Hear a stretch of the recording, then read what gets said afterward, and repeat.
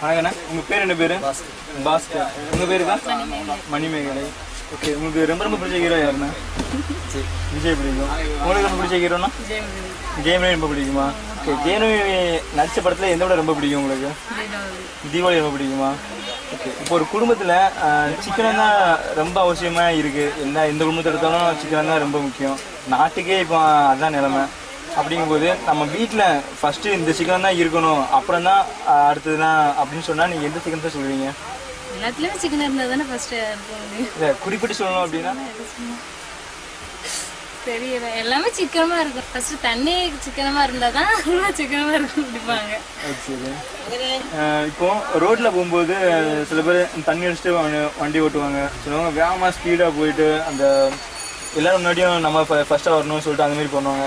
இதை பற்றி நீங்கள் என்ன நினைக்கிறீங்க? இந்த மாதிரி பண்ணுறது இப்போ கூட அப்படி தான் அந்த எல்லாத்துக்கும் அந்த